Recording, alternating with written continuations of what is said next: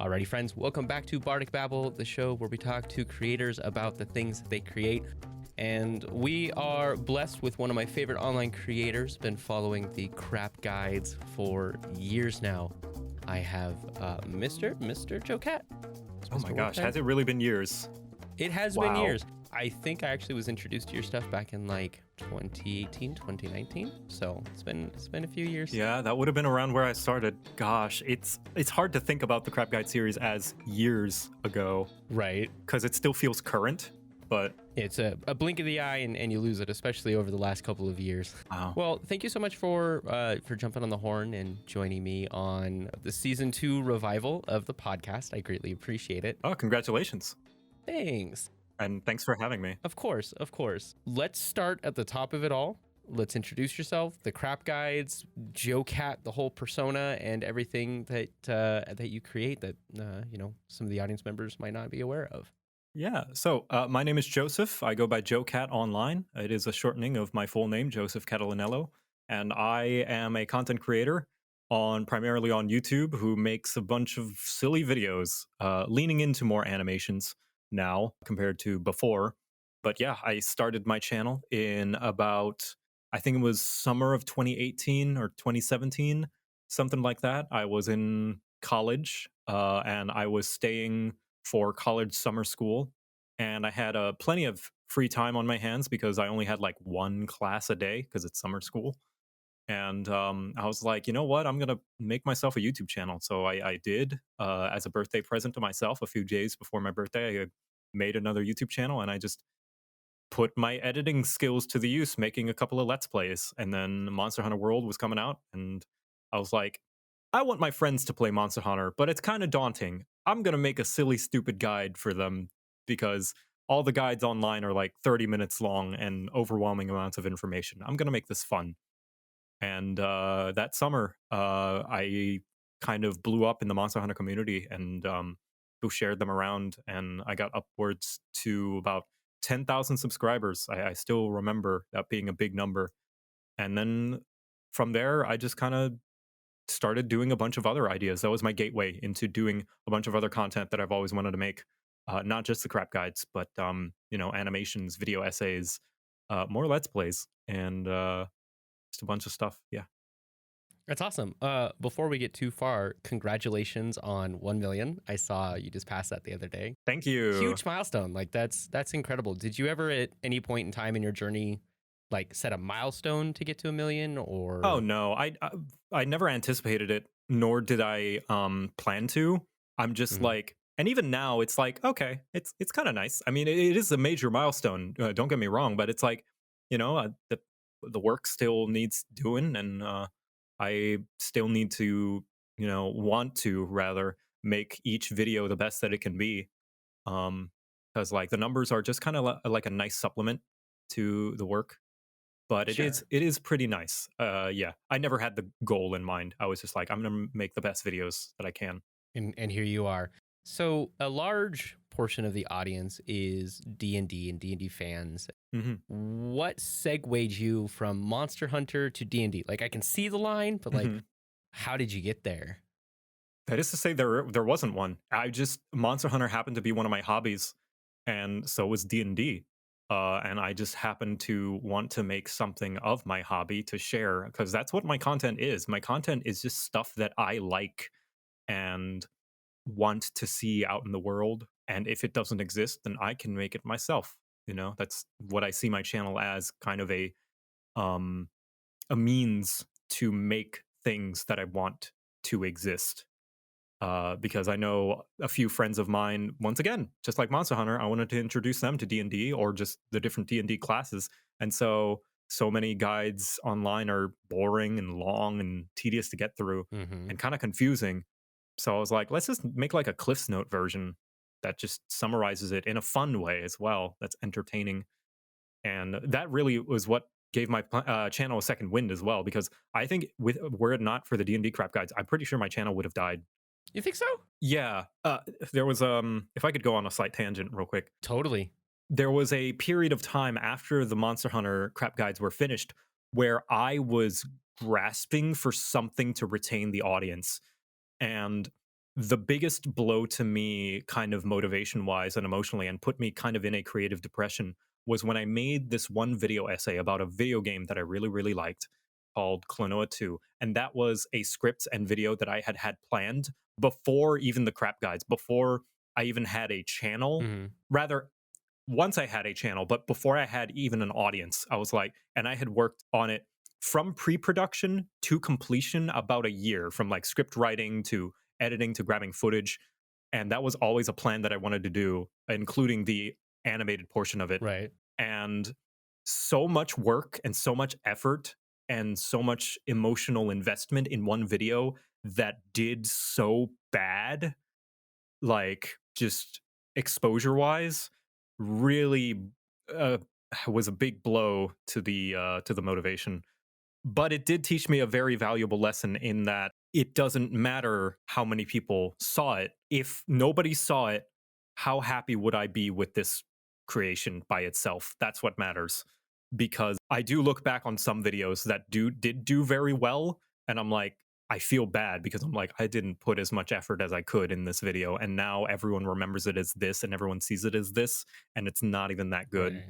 Right. It's funny how that works in content creation. Just, the level of input doesn't always translate to the reception in the general audience. Mhm. Now, one of the things that I love that you noted on is that content creation, and I'm summarizing here, it's for you. You do what you do for you and for your friends. And I feel like so many content creators, especially in this new age content creator lifestyle, people forget about that. People miss that so much. So many people I see among the younger audience, and it's understandable because they're growing up on on YouTube and Hmm. TikTok and Twitch and stuff. They're like, I want to do this and develop a community. It's like, you can't. Well, you can want that, but don't make that your goal, because that is not a guarantee. Right. Right. You have to keep in mind, okay, what do you do if that doesn't happen? Because it very well might. I do feel lucky that there was an audience for it, because right now I think D&D is in kind of a golden age right now. Yes. Agreed. I am lucky to have been making it now. I am lucky to have not had somebody else make something like this before me. Right. And I am lucky enough that perhaps it caught wind in some kind of algorithm that allowed it. There's a lot of things involved that would have contributed to the success. I do think some things about my videos would have made them good and like reach an audience regardless, like eventually, Hmm. but it is a lot of luck. You might make the best thing in the world and maybe nobody will see it. So you have to take into account what you'll do if that happens. Is it worth it? If you're doing it just for the audience and just for the fame and recognition, is the product without that, or whatever you produce, is your art without that good enough that you would be happy with it?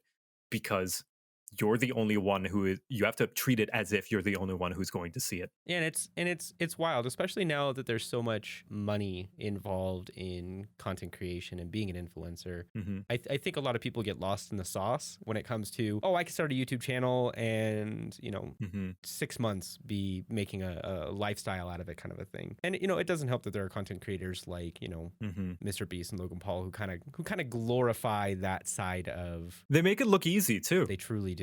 It looks like just they're every day. Yeah, and now they've gotten a little better with, including their editors and their content creation teams. But like you, for example, it's beginning to end. It's all you. You do the animations, the cuts, the everything. How, just for my curiosity, how long did one of the crap guides take from beginning to end? Oh man. So that's an interesting thing in and of itself, because the first crap guides to Monster Hunter took like a day to write, record, and edit. Um and now, because I have such a higher standard and expectation and all this pressure, Right. realistically, I probably could write and edit and make them in a day again. But like, man, it's the emotional toll that it takes, and like just the artistic ideas that need to come to me. Right. There was one phrase that was told to me from Takahata 101, who is one of the founders of Team Four Star. Actually, back when I was still kind of a lot smaller, he said some advice to me that I still hold true to till this day. In that, creating is kind of like breathing, where every time you create, you're breathing out. So sometimes you have to breathe in, and that's the time that you're not creating, the time that you're thinking, the time that you're experiencing life and you're getting ideas and just like getting the nerve to create. Like that is one thing that I'm struggling with, is building the nerve to create, building the motivation, especially because we don't exist in a vacuum. And Right. I know now, just in the back of my mind, there is an audience there that I have to keep their expectations in mind when creating, which I do. I know that goes against what I said about create as if nobody's watching, which I do still uphold as like the primary thing Right. that I do as well. And I understand I'm sitting in a position of privilege where I can say that. It's easy for me to say being at 1 million subscribers, but Right. every other creator worth their salt will tell you the same thing. Because if you're chasing algorithms, it's going to feel bad.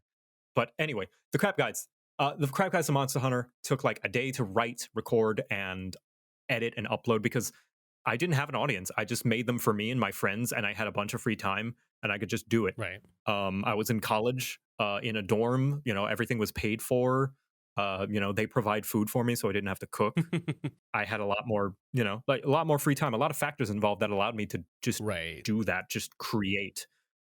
The crap guides to D&D, I tried to do them every other day, but then I immediately felt the dip in writing quality because I wasn't letting myself come up with the ideas, come up with the jokes, and just like writing the first thing that comes to mind. Because like every good writer will tell you that good writing is an inevitability that just requires enough re-edits and passes and edits. Right. That's why editors are so important, because usually bad writing is usually a rough draft, like a first draft. Whenever there's a bad script, it's usually because it's a first draft. Whenever there's a really good script, usually it's because you look it over and you look at the history of its creation, and it's because it went through like 8 different revisions. Right. So during your content creation journey, did you ever experience burnout? Oh, absolutely. Absolutely. All the time. I felt a lot of burnout after I finished the crap guides to Monster Hunter. Massive burnout after I finished the first half of the crap guides to D&D, because those started getting longer and longer in between them. Like I wanted foolishly to try and do them all that December that I first started the Barbarian video. You'll notice that it started in December, and then I wanted to do them all and cap it off with crap guide to DM that December. Right. That was foolish. And then I tried to do it the next December and couldn't do it either. And then the December after, I finally was able to do it all because I just kept getting new ideas and more stuff. And I am glad that I waited, because I got Matt Mercer to star in it. So or guest in it rather, not star in it. Right. But yeah, I felt a lot of burnout. Like after each episode, I would get this weird high of like, okay, I'm ready to create the next one. And then I would get like a few paragraphs in, and I'd be like, this is garbage. This is bad. I can't do it. And then I would spend like several weeks just away from it. In fact, I'm experiencing some burnout right now, what with finishing my own D&D campaign, Necrohunt, and just not wanting to get back to work on some other projects that I've had coming down the pipeline. Right. Yeah, absolutely. I think every creator experiences burnout to some extent. Oh, 100%. That's I took a year off this podcast because I was experiencing that. It doesn't help that the pandemic rolled through like a freight train, but yeah, we're literally living through a global traumatic event. So yeah, exactly. Yeah, you can cut yourself some slack. And I bet that year off did you some good too. It was great, because then I got to dabble in other creative endeavors. I moved over to TikTok. I played around over there, and TikTok taught me a lot of valuable lessons when it comes to content creation, more in the, do it for yourself. And, it's interesting to sit on the two sides of it. One is a consumer of the content, and then one is a creator of the content, to say, make it for yourself. Yeah. Because there's a lot of interpretations to that. But specific to burnout, is there like a tried and true method that you have to break out of your burnout, your funks, or whatever anyone wants to call it? Or is it just one of those, like, the inspiration just flows one day? I wouldn't say it's tried and true, but I do like what you do. What you did with TikTok. It's just like, try other stuff. Just do other things. Live your life. Try creating in a different medium, because it can do you some good and get you some new angles that might inspire you. Or just relax, Yes. There's some story, I don't remember what Renaissance artist, but there was some Renaissance artist that was commissioned by like Italian royalty or something. I'm completely wrong, but those who know the story will know what I'm talking about. Who basically was like, I will commission you. He was like a famous painter who made like lots of stuff, and this royalty was like, hey, can you paint us something? Here's like 10 million francs or something, whatever. That's French money, and he was like, okay. And then he spent a year just going on vacation and just visiting a bunch of places and traveling. And then like they were like, hey, it's been a year, where's that painting? And he's like, I'm still getting the inspiration. And then like a few months later, he comes back and paints like this thing that sells for millions.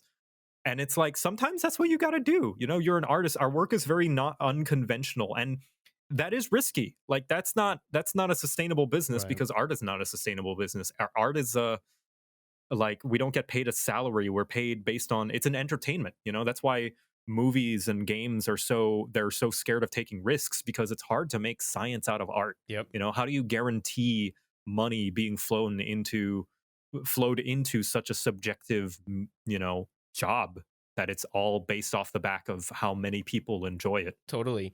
That's actually one of my favorite book series, The Three Body Problem. It's a sci-fi. It talks about like different principles of physics and things like that. But the main character is tasked with solving this world-ending threat, and he literally just slacks off until the last minute. They're like, all right, doomsday is in 11 seconds. What do we do? And he flips 2 switches because he spent that entire year just absorbing all this different technical knowledge and know-how. And I try to approach anything I do creatively Yeah, with that mindset. You have to absorb 10 times more than you're going to put out.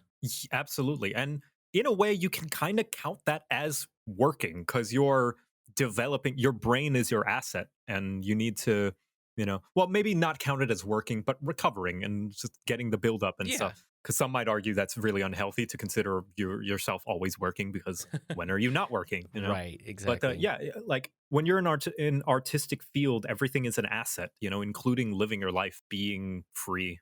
Yeah, and experiencing. So when you are in your kind of like cool down / warm up periods, is there anything that you personally like to consume? TV shows, music, books? Oh, video games. I'm a big gamer. I love playing video games. Yeah. Too much. What are you jamming on lately? Currently, right now, I'm playing a lot of Elden Ring, as everybody is. I love it. I have a soft spot for the Souls franchise. I like it. So I'm one of those Souls fans who likes the Souls games, but actually actively criticizes it. Sure. And I'm actually like gotten in plenty of heated Twitter argument, which I gotta stop, because it's just whatever. Like, I just have my own personal feelings of maybe it could be more accessible. Speaking as someone who is able to play the games and like complete them and stuff. Right. I've been modding Skyrim again, just as an escape, because it's like The Sims but fantasy. Whenever you mod it, and it's nice. It fills a niche that no other game is able to. I play Slay the Spire, which sucks up all my spare time. It's I like love that game. Oh, you play Slay the Spire? Yeah. Yeah. Who's your favorite character? It has been a while. The little wizard guy, though. The Watcher, the robot guy with the zappy lightning. Yeah, I like Watcher. the Watcher. I always try to make like a claw deck, because claw is a bad card unless you get more claws, and it goes against his orb thing. But it's so satisfying when you pull one off, because it's just like millions of attacks that are free and just pile up.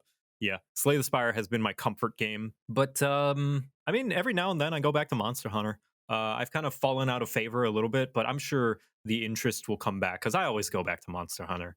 I think it's just the time that I spent with it being primarily my job, and being like the only means. For the longest time, Monster Hunter was like the only way I felt people would watch me.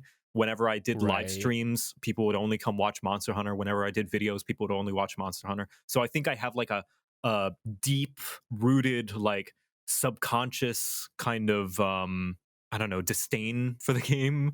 But it's not the game's fault. But it's just like, Sure. like I feel like I have to play it, so now I don't. But it's not that. I still love Monster Hunter, and I return to it every now and then. Did you ever jump on Dauntless when it was running around? I did, yes. I guess I was just too sucked up into Monster Hunter, because Dauntless was actually filling that niche of like Monster Hunter on PC, when Monster Hunter Right. seemed like it was never coming to PC. And I was like, all right, Right. well, I'll just play this. And then it came to PC, and Dauntless was sweating in its boots. But I should check it out sometime. I mean, it's kind of like a live service game, so it must have gotten tons and tons of update and content over time. Oh yeah. So I should check it Tons. out. I talked with the Dauntless guys at one of the PAXs once, and they seem like good people. They seem very passionate about the game and Monster Hunter. I was like, are you worried now that Monster Hunter is coming to PC, that if that's going to affect your launch or anything? And they're like, I mean, probably, but we love Monster Hunter, and if anything, we're congratulating them, and they seem like good people. That's cool.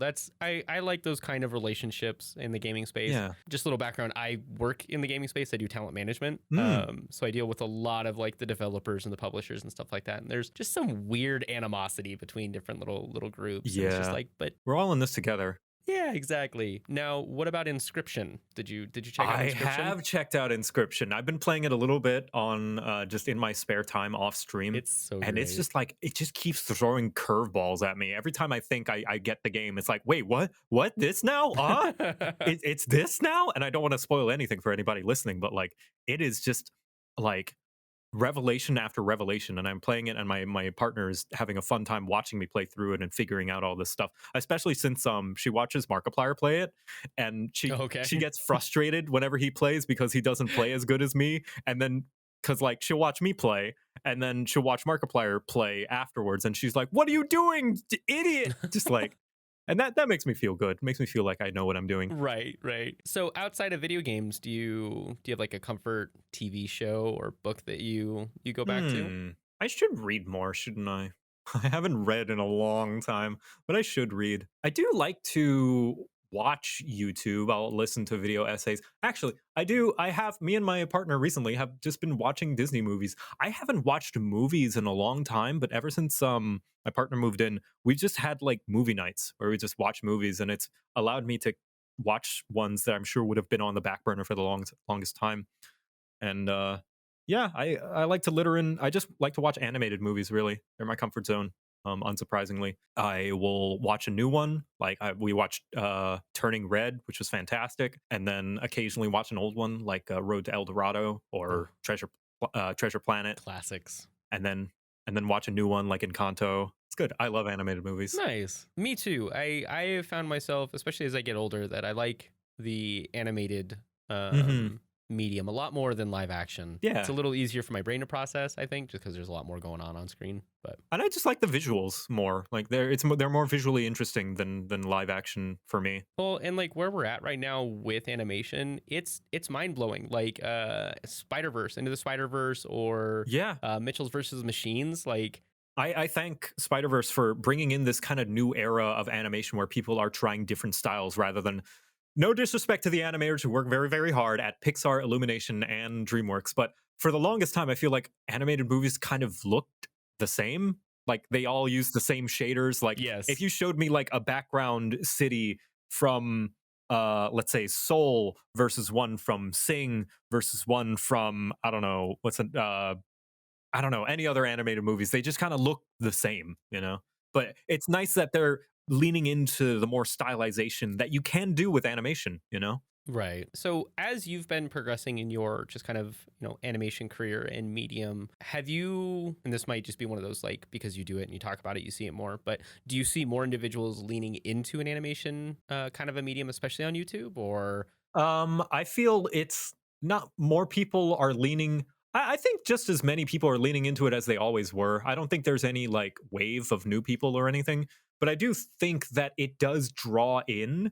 That is one thing that I will say, with the caveat that you shouldn't create to try and build an audience. But if you do, you probably have a better chance with animation because of the fact that it is more visually interesting Mhm. than a vlogger just sitting and having a talking head, because that requires like interesting topics. Whereas interesting visuals can go a long way to draw in people. Like animation does very well on YouTube, I feel, in terms of getting people to click and watch, especially considering the audience on YouTube is on the younger side. It's definitely gotten older over time, but younger people are on YouTube, Right. and younger people like animations. Yes, they do. My kids are a prime example of it. Now, what are you working on currently? Like, what are some of the projects? You mentioned your D&D actual plays wrapping up. Is there?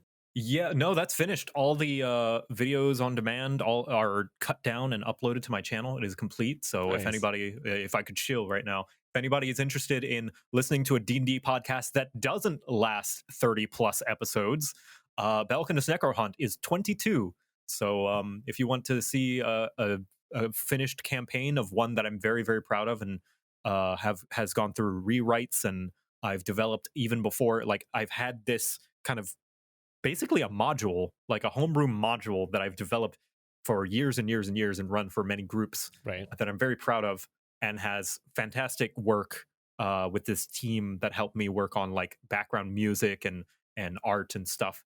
Uh, Necrohunt, I don't know, maybe could be good, good introduction to D&D podcasts, or a good introduction to D&D, because it's like I'm not trying to be subversive in my D. I think it works well as a introductory D&D campaign as well, even with its subversions. It's just like just going on an adventure. Love it. Let's peel back some of the layers. Like, what's it about? Oh yes, and we'll go back to what my plans are Sure. now later. Sorry, Yeah, no worries. Tangent.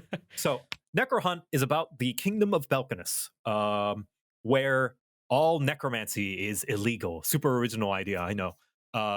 And basically, there's a group of adventurers that is hired by the Viscount, basically something of a president of the place, to go hunt down and capture and arrest the leader of a necromancer cult known as the Spine of Death, who also happens to be the Viscount's sister. Ooh, and political drama ensues. It is, I would consider it somewhat of a very politically focused campaign, because it talks about the politics of magic and what should be illegal and not illegal when it comes to magic. Because I like to delve into ideas of how worlds work in fantasy. Sure. So if you're interested in that, and also keep in mind, some people might be like, oh, this sounds like an anti-necromancer campaign. And I did get a lot of that, where it's like, this is necromancer blasphemy here. This is, I will not stand for this. And it's like, just watch. If you think it's anti-necromancer, just watch. And although that might be spoiling some of the twists and themes of the campaign, maybe that might get you interested. That's kind of cool to, just kind of cross section here is, how magic would be viewed, because it's nice to and neat to look at magic systems as if they don't exist, but Right. in the head of a DM, it's like, no, these exist. These are what everybody's gonna be living through and playing through. Yeah. So what got necromancy to the point of being illegal in your world? In my world, necromancy is illegal for the same thing. I don't know if this is too many spoilers, actually, because it delves into it in the actual campaign.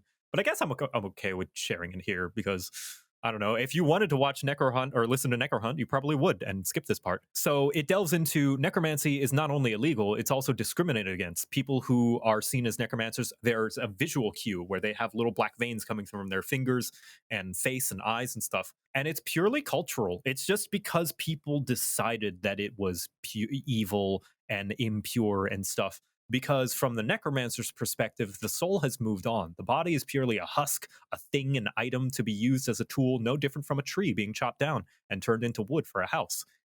There's a necromancer town where the houses are built out of bones, because the bones of the people who are dead, they're not using them. It's not disrespect, because their spirit has moved on. Why would they care? And also the idea of consenting to be resurrected and being used as a skeleton warrior or something. I don't know. It's like, sign this and you agree to have your body be used or something. It's like, does that make it okay? Like all these questions I like to delve into. And you might see that in Necrohunt as well. I'm gonna have to check this out. I like when little bits of magic are dissected like that and blown up at large. There was a book series I read a while ago where magic users in the world, if they use magic for too long, it opens a portal to the book's variation of hell and lets a demon out. So it's like, you can use magic, you can help, you can, make the river flow faster, make the crops go. It's at a risk. Yeah, but you'll become a demon, and then the king and his little armies are chasing you down because, well, you're using magic, and magic's illegal. It's really interesting. The Armored Saint, a very sapphic and female-led fantasy where the main character breaks a lot of the social norms, and yeah, it's really cool. Power suits, magic, demons. Nice. Yeah, very fun. Cool. So after Necrohunt, like, what is next for? Oh for yeah, JoCat? yeah, that's right. Yeah, we were gonna go back to that. So what's next for my channel? I'm gonna be wrapping up the Crap Guides to Final Fantasy. I've got 3 more for those, the 3 different DPS roles. And then a few kind of like one-off things. I'm going to be ending, kind of capstoning one of my lesser series is Character Creator Critique. I love character creators in video games, and I know what makes a good one or a bad one. Right. And I kind of just want to, I feel like I've been repeating myself in a lot of them, so I just want to make one all-encompassing, here's what makes a good character creator, so that that can just be applied to them. to any game. Right. But then after that, I'm gonna be going over a slight rebranding of the channel. I this is not a secret, but I'm ending the crap guides. I'm not gonna. In fact, I wanted to end them after the crap guides to D&D was over. But after this one, I'm gonna end it. I'm gonna retire the character of JoCrap. I'm not gonna use them again. I'm just kind of tired of writing that way and playing that character, Okay. and I feel it's done. It's done with, and it's too demanding on me, and I'm just not fulfilled by creating that type of content anymore. Yeah, I know that's going to make a lot of people sad because there's still so much potential, but these videos take a lot out of me. You know, if it were easy, I would definitely do it for every hobby that I had. But also, it's just I feel like the format doesn't lend well to everything. It's like some people, whenever I stream Call of Duty, people are like, "Hey, can you make a crap guide to Call of Duty?" I'm like, what do I do a crap guide on? What, each gun? It's like you pull the trigger and you shoot, and it's 900 rounds per minute. Great. Like what? How much can I actually make content about that? You know. Right. But I don't know. Maybe some people have ideas that I don't. But yeah, I'm gonna be rebranding. I'm probably gonna be doing more video essay style stuff like I did for the Klonoa video. I'm probably gonna be doing more just one-off animations because those are fun and I can just put whatever and it doesn't have to coincide with anything. I want to make more Gabo Sure. Ventures. I made 2 of those and then I had to put them on the shelf to make way for other more important stuff.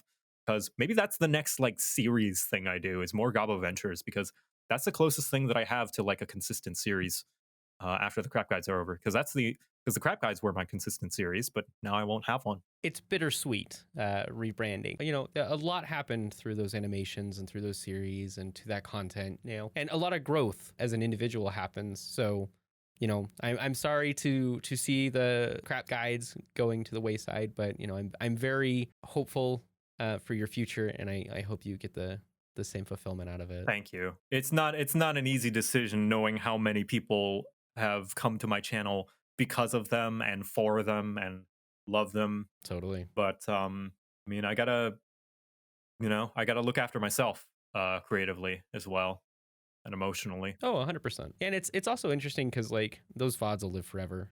Yeah, they're still there. You can just rewatch them. And hey, I've said this several times before. If you feel as though you want to continue the Crap Guide legacy and make your own Crap Guide style content in your own style, by all means, go ahead. I ask you to name it something else, but even then, I can't stop you. But like, if you want to do like funny, fast talking insult man style content, go ahead. Like, you do it. Sure. Yeah. Make the do what I did and make the content you want to see. Exactly. Exactly. Great words. Do you do animation professionally or just for content creation and just for you? I don't know. Do you count this as professionally? I do. Right. Yes. I guess the better way to phrase it is If you're talking more traditionally, like under a company or for yes. someone, I guess no. I've never done it professionally, Hmm. but that's why I'm okay with YouTube, like doing this kind of content on YouTube, is because I'm developing a skill that can be used Right. professionally if when YouTube eventually doesn't work out, because I don't anticipate I'm going to be doing YouTube forever. Sure. YouTube is more, and also YouTube is more just a medium and a means of which for me to share my content. You know, if it wasn't on YouTube, it would probably be somewhere else. You know? Right. I would still want to make videos and animations and share them somewhere. So if you had to choose a animation house to work under, like today, you got a dream contract, who would you want it to be with? Oh man, oh boy, oh, probably one of those studios that works for Riot. You know, on Oh, the League of they're Legends stuff, so because beautiful. those guys do some amazing work.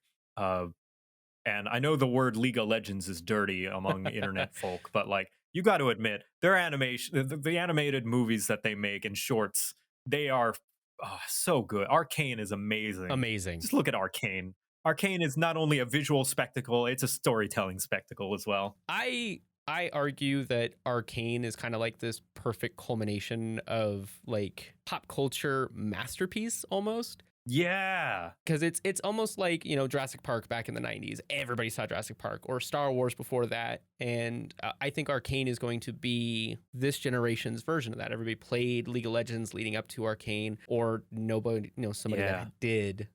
So it's interesting. Or Hmm. if I had to pick a different choice, Sony Animation Studios, considering it seems as though what with Spider-Verse and Mitchell's versus the Machines blowing up and taking off, they're starting to kind of let their kind of directors and animators kind of do their thing, and I think that's good. And that sounds, just looking at Spider Verse and Mitchell's versus the Machines, you can tell that the creator of that, the lead of that project, got to make what they wanted, and that is, the best opportunity is is being able to make what you want with all of the, because it's the polar opposite of the studio meddling.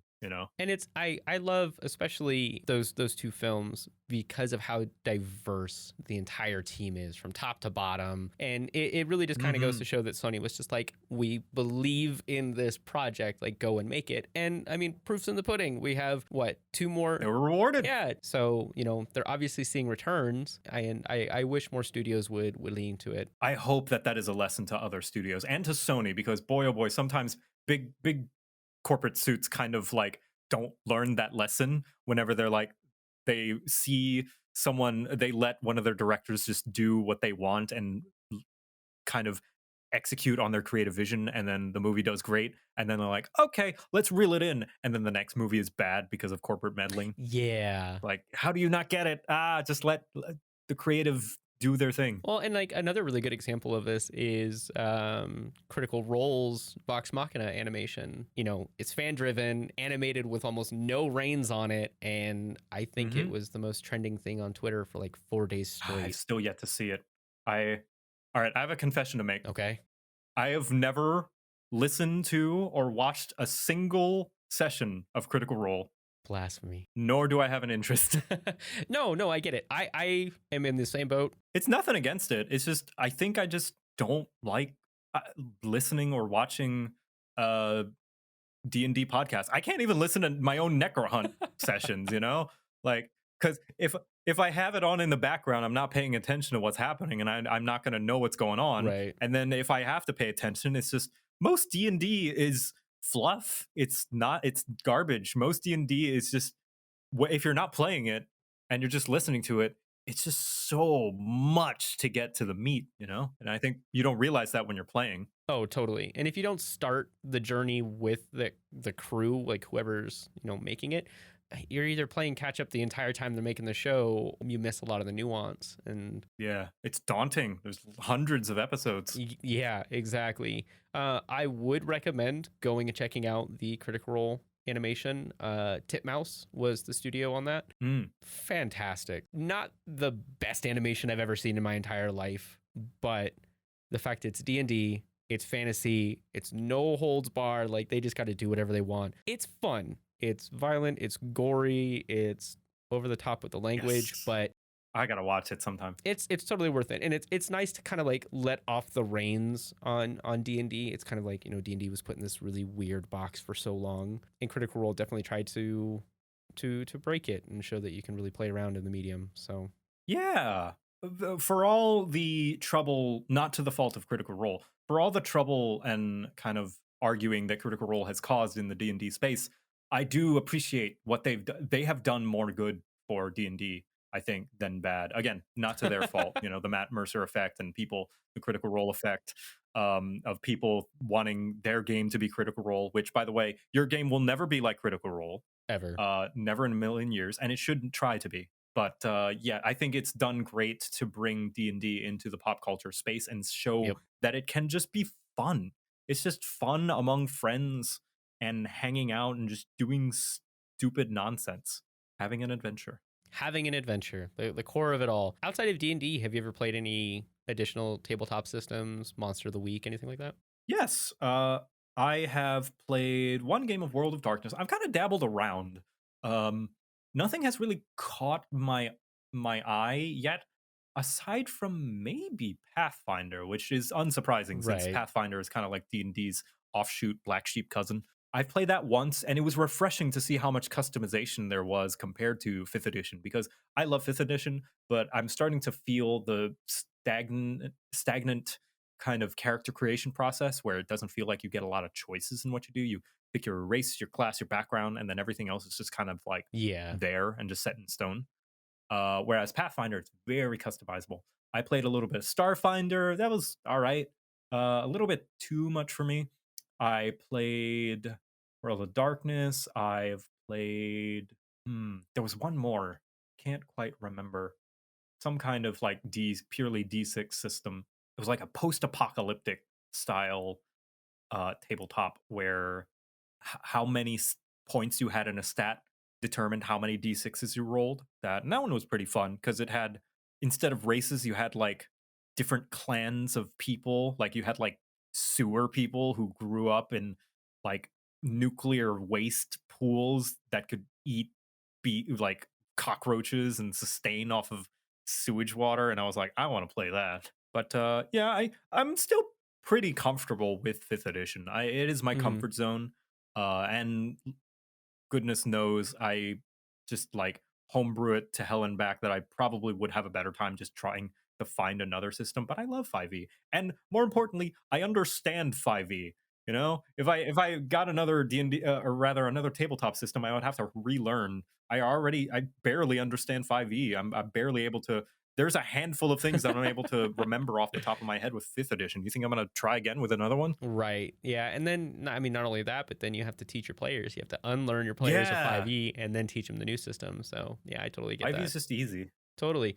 My biggest gripe with 5e, and I'm feeling it a lot lately, is how inaccessible the materials really are. Like, Yeah. $60, and like from a point of privilege being able to afford it, it's like, oh yeah, I could totally afford it. But I have had many conversations, especially with younger individuals getting into the hobby. They're like, I don't have $60 to spend. $60 is a lot. Yeah, especially when they gatekeep all of their different classes and races, and Yeah, in the expansion books. they drip feed them. Eh. But it's like, if you want to play a goblin, you gotta wait till this next book comes out. Mm-hmm. So, and it's like D&D Beyond does a good job of bridging that to a degree. I just wish that D&D Beyond and print Wizards of the Coast could just get along and give you one or the other for some kind of a token or a discount. Yeah. Buy the book, get it on Beyond for free, kind of a thing. So that'd be nice. it would be. Yeah, like a little code. Yeah, and then they do it with their magic cards. You get it, the arena stuff online. So, or at the very least, like I'm sure I know why they can't do this is because they don't know if they're going to make new content in the future. right. And then, but like, it would be nice if they just had a all classes book and all races book. That would be nice. You know, like. But I understand they can't do that because maybe there might be new races in the future, and then you need that new one. And right. Well, so I actually started in Pathfinder, and one of my favorite things about them has always been all of their materials are online for free. Like they put it out on the PSRD. Oh, that's nice. For free, because they understand like not everybody can afford it, but they want people to play the game, especially when they're the competitor to D&D. So probably the biggest competitor. But yeah, so I've always liked the character creation options and just how accessible they try to make the materials. I wish more people would look past the math with it. Yeah. How's second edition? It tried too hard to be 5e. It lost a little bit of its spirit in how wide and vast the game could really feel, especially with customization, in favor of streamlining the story process. So not bad, but just first edition, it was gold, pure gold, at least in my opinion. No, it's good to get perspective. Totally. Because I've heard something similar. I heard that it is simpler and easier to get into compared to first edition. But I mean, as with every change, something is lost in that. Oh yeah, totally. That's always the case with any change, really.